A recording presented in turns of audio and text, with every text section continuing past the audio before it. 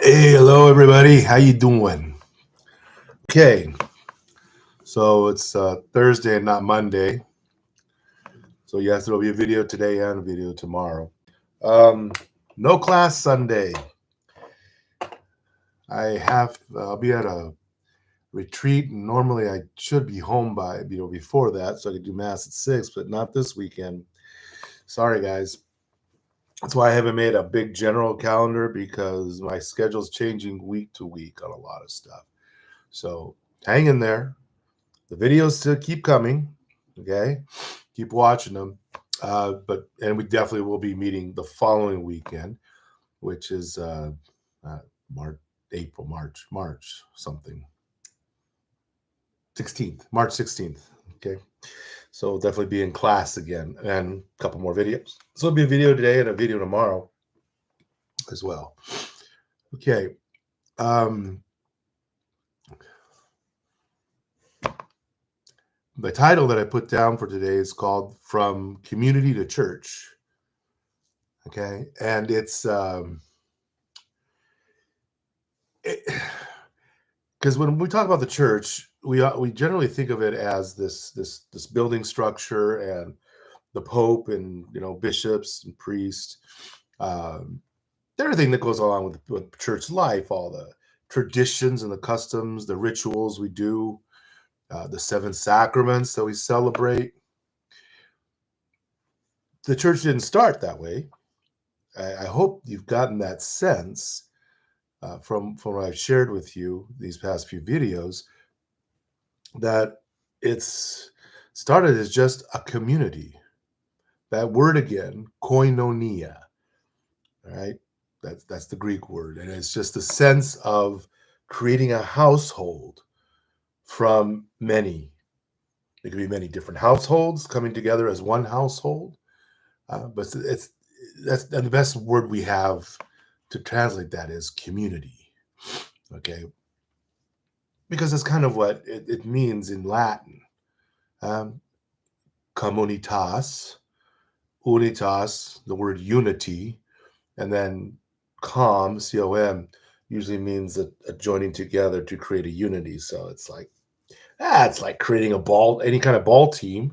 You get a bunch of people from different places, different who are interested in playing the game. They become a team together. That's the way the church was founded, to become like a team that would work teams together, practice together, and then when the big games come, they play the games together, win or lose together.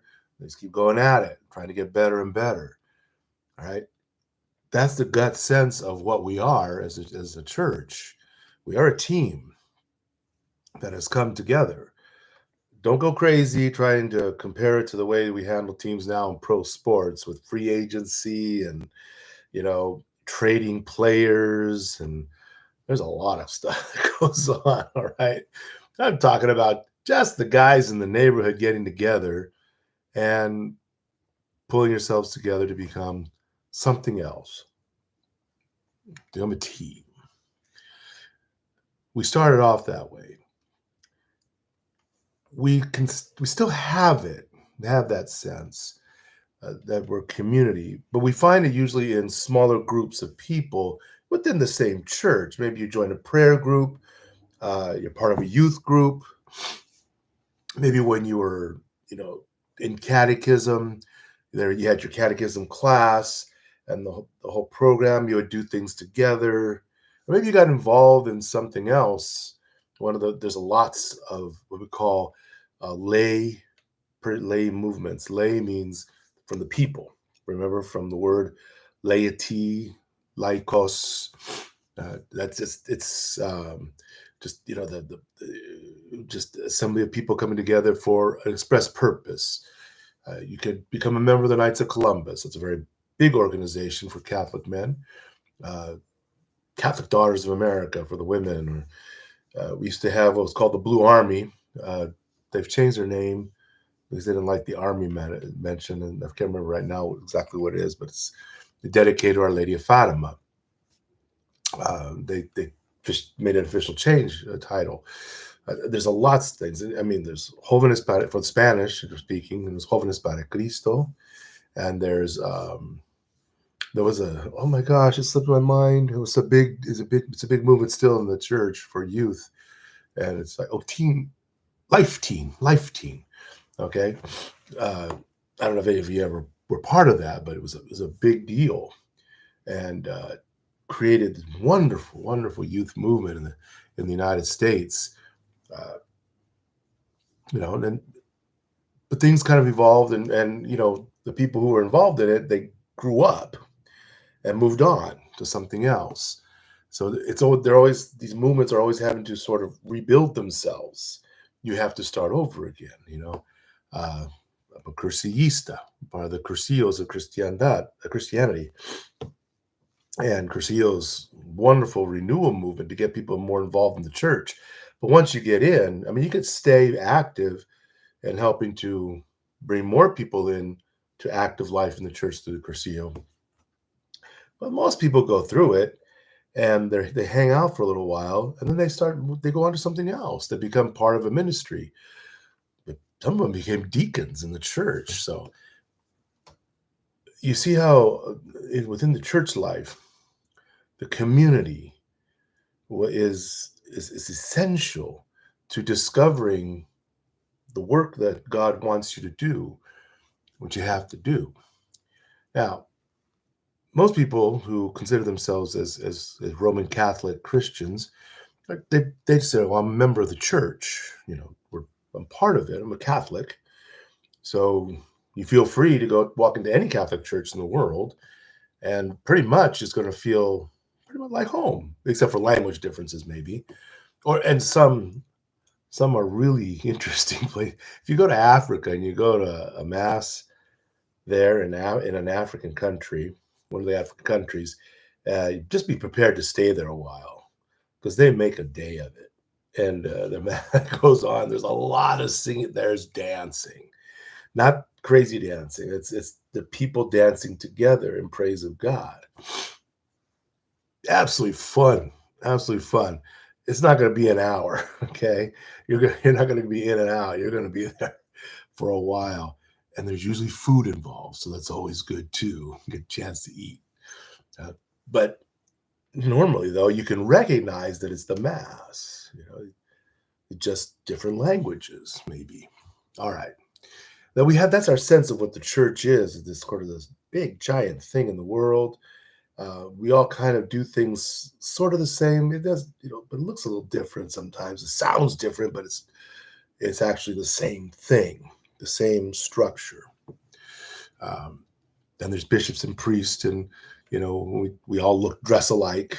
Whether we were black or we were white. Some groups of uh, of priests and religious brothers will wear a not green, blue. What's that called? Brown or gray, black, white.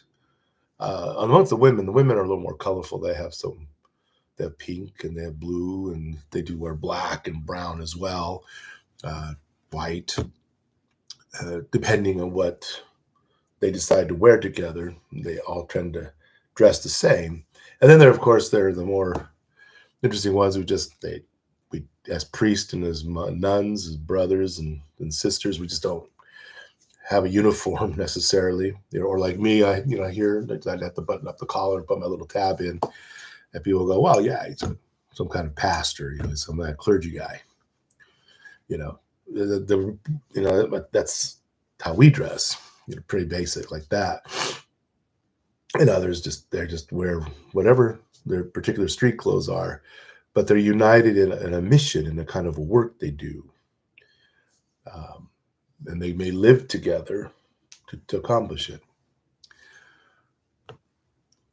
This is what we've become because we've become huge, because we have learned to be able to take what we have received from Christ in our little communities from the beginning and just start groupings together and working together, giving everything we have, putting it to the mission of getting this good news everywhere.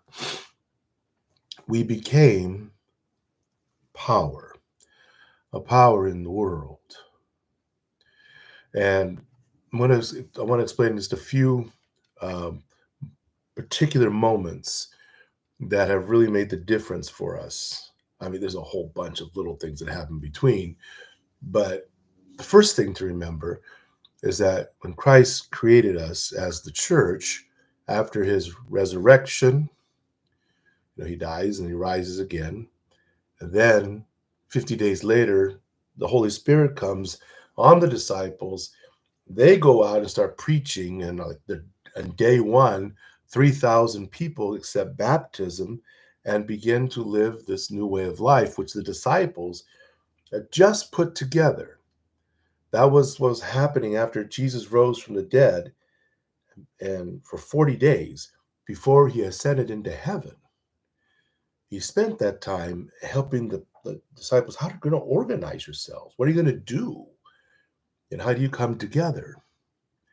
Um, and so that's what they did. And then the Holy Spirit hit them while they were praying. They were up there for 9 days. They're praying. All of a sudden, the Holy Spirit hits them, and zas!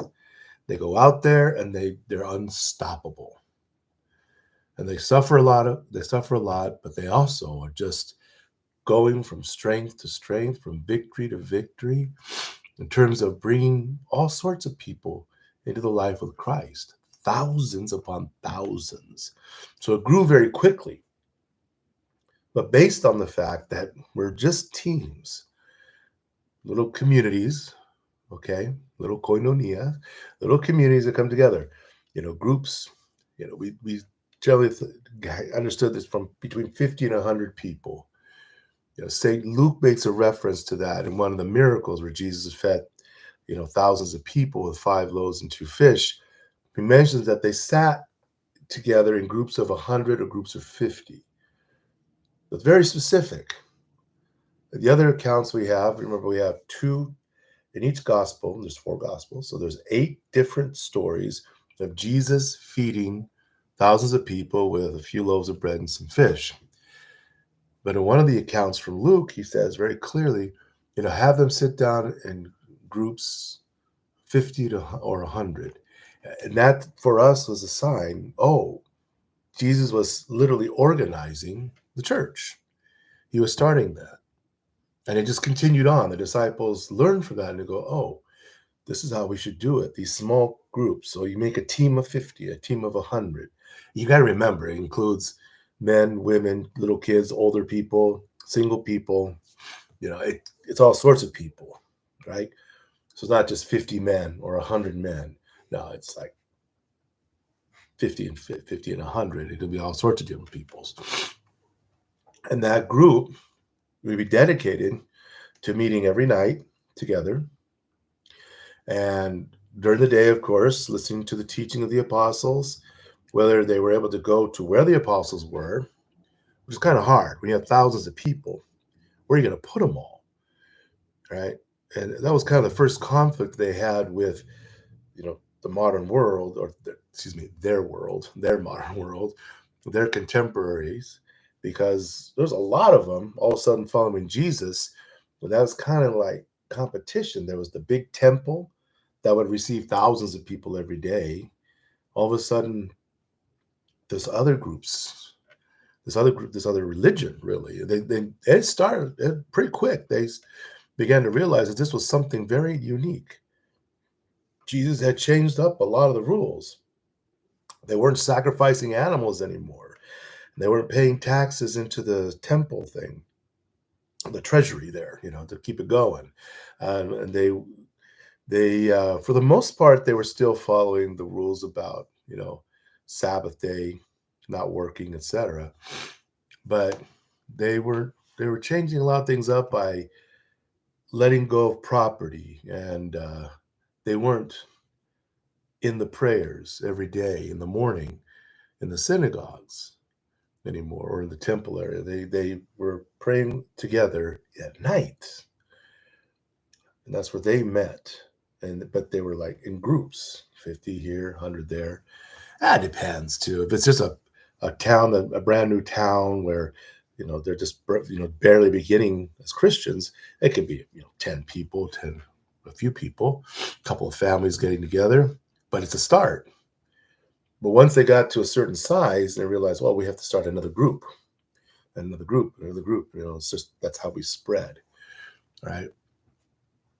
So we've kept that sense of being communities in what we call parishes, parroquias, parishes, right? And a parish is a territory that will have a church in it with at least one priest to take care of everybody there, hopefully more, but usually just at least one.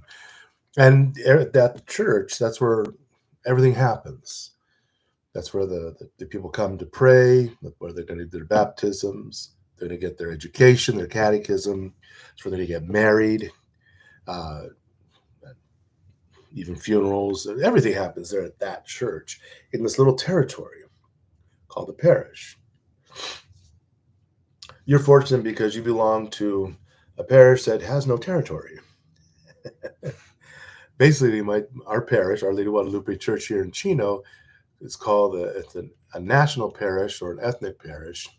It's for anybody who's remotely related to being Mexicans, Hispanic, Latinos, Latinx.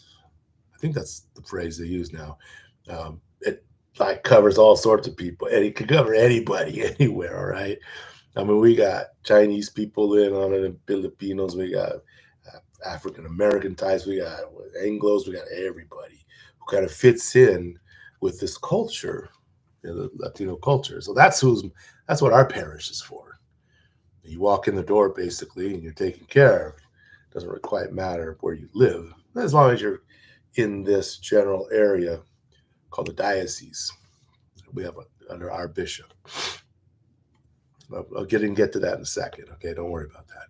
But the parish has become that structure, and from there, lots of other parishes form, and they're different sizes, and they have different amounts of people in them.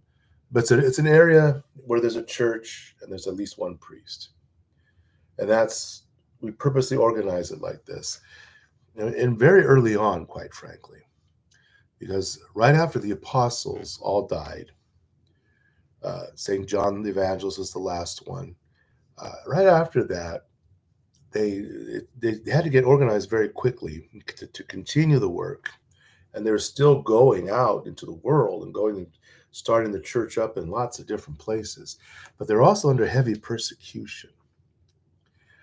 So what had happened is St. Peter, St. Paul, St. Matthew, all those guys, whenever they come in, they would find somebody who could continue the work after they left or after they died. So they created these overseers. I've already used this word with you, the bishops, or in Latin, it's episcopus. Okay. And that literally means overseer. Okay. Scopus. Epi means all around. So you're scoping all around, you're looking all around, you're the overseer. That's what the bishop is. But he has incredible authority in the church. He pretty much owns everything that is remotely Roman Catholic. Okay, any piece of property that's going to be called Roman Catholic, it belongs to him. It's his land. Right? He owns it all. Okay, that's something we had to arrange, especially in this country, but it's pretty much everywhere in the world that the bishop he owns it, and he's kind of like subletting to the parishes. They have this parish and this parish and that parish. So there's some differences, some exceptions, but in general, that's the way it is. Yes, and if he decides, he says, we're going to close this church down, he can do it. He does have to have permission from Rome, from the Pope, to do it. But usually the Pope just says, well, if you think you need to do it, you do it. That's what happened in a lot of cities in this country who used to have lots and lots of Catholics in the cities, in the middle of the cities. And then everybody got better jobs and they moved away. and so they're gone. And the cities are mixed religions, mixed different peoples, not the same ethnic group that was there before. So I've seen this. You're going to Chicago or Philadelphia or New York City, the big places, Milwaukee, where they had a lot of Catholics. Detroit's another one where they had just lots. Pittsburgh, oh my gosh, lots and lots of Catholic churches within walking distance, within a block or two of each other. But each church had its own language group because these people who came from Ireland, these people came from Poland, these people came from Germany. They built their own churches, beautiful places, wonderfully beautiful places. It was kind of a little competition to make the most beautiful and biggest place you could. And so they moved out, and all of a sudden there was like very few Catholics. So the bishop said, "We don't need all these churches. I don't have enough priests to staff them. And besides, everything's changed. It's not the way it was before. There's not a whole bunch of Lithuanians here anymore. There's a few, but now it's also a lot of Mexicans." This is a parish in Chicago, I know, and they make it work. They're really sweet people. You got these Lithuanians, some Polish people, and they got a whole bunch of Mexicans. Okay, and but they all make it work to be in that same parish, to love each other and take care of each other because they belong to that particular territory. Yeah? But some other churches were closed because they didn't have enough people, or they said, you know, you're all close enough that you could all go to one of these places. So we're just going to move you all into this one church. And they didn't even rename it. They just combined the names for the different churches and put them on there. Uh, when we've done this a couple of times where we've closed down a church, we just renamed the church. We didn't try to combine names. But it's that understanding with the church that we're always moving, always growing like this. The communities change, people move around, especially in this country.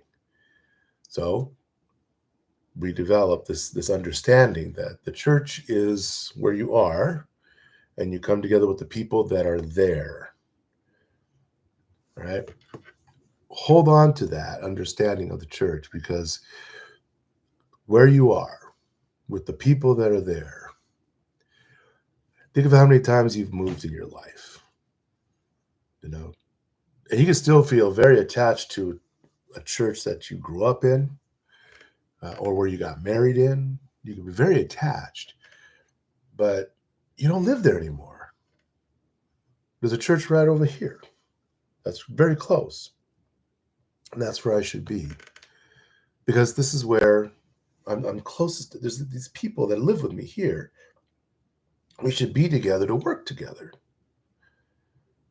Now, in other religious denominations, Christian denominations, they don't have that sense of being parishes. It's like the Episcopalians do. They're about the only ones. Everybody else is just like, you want to join, you can join. Doesn't matter where you live, how far you live away, or wherever, you can join. And so they're membership organizations that you come and there you join, you sign up, and and you have to pay dues, donations and such, or else you're not a member. You know, um, sometimes I wish I could do that to you guys and say, if you're going to be part of this parish, you're going to have to pony up some money. Okay.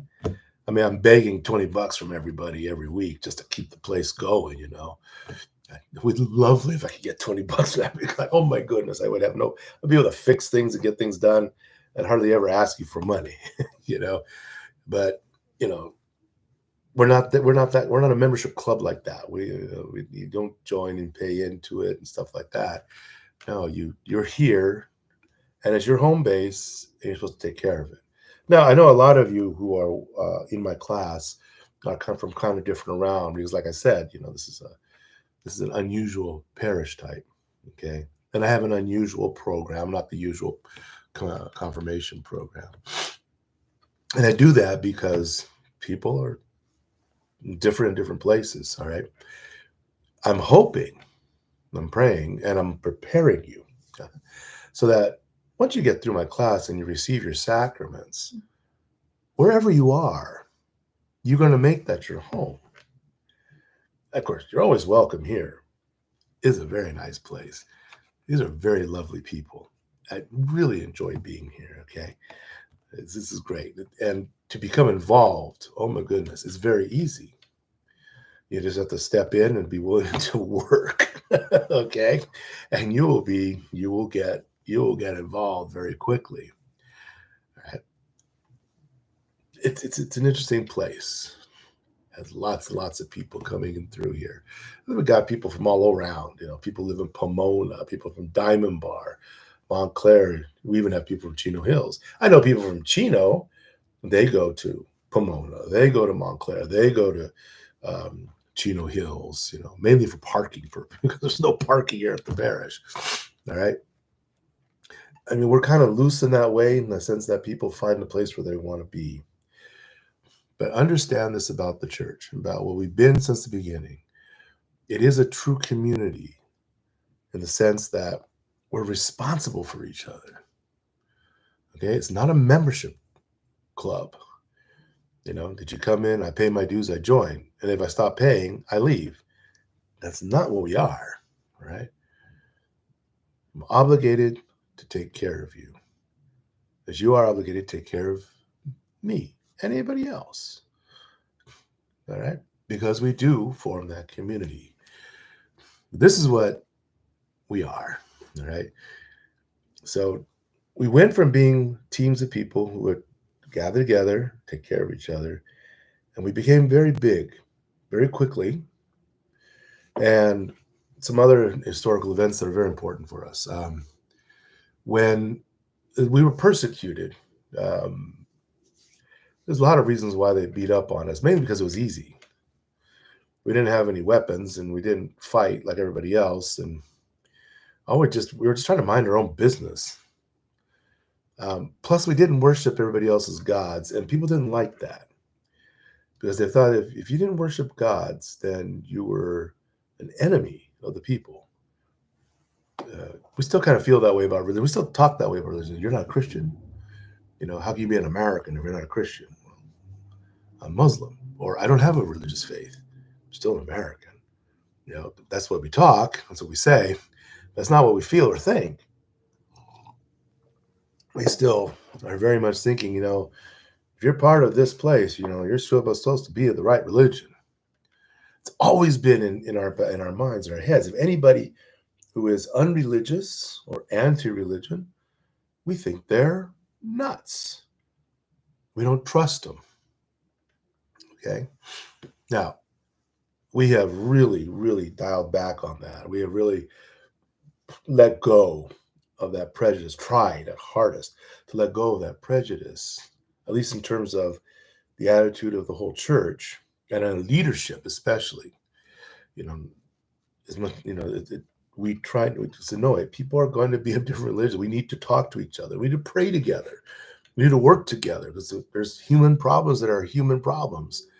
Okay. And it isn't a question of what kind of God you believe in. It's a question of the fact that because we live in this one place called Earth, the planet, then we're responsible for each other. Pope Francis, God bless him and God pray for him for his health. Pope Francis put it beautifully. He simply said, "This is our common home. This is a home. The planet is a home. All of humanity, 8+ billion people of us, and that's a lot of people. It's a big place. We can fit. There's enough, more than enough, if we would learn to take care of each other and stop killing each other." But that's the mindset of the church. I mean, we started off just, we take care of our little team here, our little crew, our little community, but we know there's other communities around, and we have a leader, this overseer, the episcopus, right? Well, this kind of attitude of trying to create, instead of just a little country based on my little group of people, speak my language with my religion, my gods, but we've now decided that we're going to work to create a world that is truly caring for each other. And Our hope is that everybody will come to know and love Jesus Christ as we do. But at the same time, just because you exist, I am your keeper. I am my brother's keeper, as you are mine, in the sense that I have to care for you.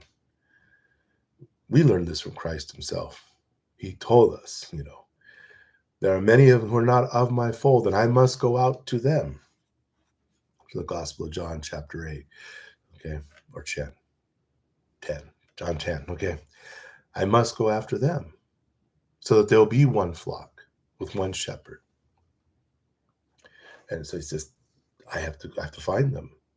We have to go out and find the world to bring knowledge of Christ, yes, but it's the care of each other. It's always been the essence of the community. To go from the little 50 member group, our little team there, to becoming what we are now. Almost 2 billion Christians in this world, and working at, well, we're all over the place, okay? But within the leadership of the church, we've really understood the power that we have. Once we became a legal group, they stopped persecuting us around the year 313. Constantine the emperor recognized us and eventually became the preferred church, preferred religion, which is a big change because all of a sudden all those old religions with the old gods, that they just started tumbling away. It took a little while to make the total transition, but now eventually as Christians we took over all their old temples and we knocked down all the old statues. We kept a few. You can see them over in museums and in the Vatican gardens. You can still see the old gods there, the old statues and stuff. And we started gaining more and more power through the emperors in Rome. But then things changed in Rome because soon after, the emperor left Rome to go to what was then Constantinople, but is now called Istanbul in Turkey, because the people were invading from the north, the German tribes and the Vikings. Everybody was coming down, and all of a sudden the emperor just said, "I got to get out of here," and he left. So the Pope stayed, the Bishop of Rome, and that's how the Pope became a world leader, kind of like an emperor to himself. He became the leader. He was the leader of the church, and the church was the one who was organizing everybody. But eventually, the countries grew, kingdoms. Small peoples became kingdoms, became countries like we have now. The one thing that was common was the religion, the faith, throughout the whole of Europe. We did have North Africa too. Most of it was still there, but not as big as we were. The Middle East was also Christian as well. Still lots of Christians, but not as. But we're not the majority like we were. But Islam came in the 600s, in the 7th century, towards the end of it, and they began to take over, starting in what's now called Saudi Arabia, and they started going around and conquering through North Africa, conquering the Middle East. They started going into Europe. They had Spain for a few centuries, bits of Portugal. They went overseas, and they took over lots of those southern nations, the Far East. The Philippine Islands was all Muslim until the Spaniards came from Mexico and brought in Christianity, and now there's just a few Muslims down in the south, and majority of the country is very Catholic. So there's a lot of things that happen, but Christianity as the power, started off with popes taking care of what the emperor left behind. The emperor would stay there in Turkey, Constantinople, for a few more centuries, but in the 15th century, he was defeated, and the emperor was lost his empire. The Turks, the Turkish Empire came in and just took it all over and was gone. Okay, and they almost took over Europe. They were coming in from the north. You have the Mongols coming in. From the north. Genghis Khan. He took over a lot of what was Central Asia. A lot of things that had happening all throughout those centuries. It was quite crazy. I mean, there was so many invasions and everything. But the one constant, uh, it seems the one constant is religion, holding people together no matter what happens. And for us Christians, that was definitely true.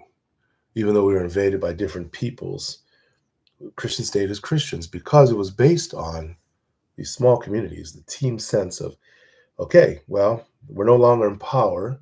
There's this new government coming in, and they have their own religion, and they want us to do, but no, we're going to stick to ours. All we need is Christ to be together and slug it out. We stay to ourselves, we stand up for ourselves.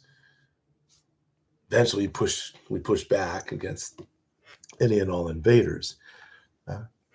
Uh, some other important events for us as the church in terms of being a power.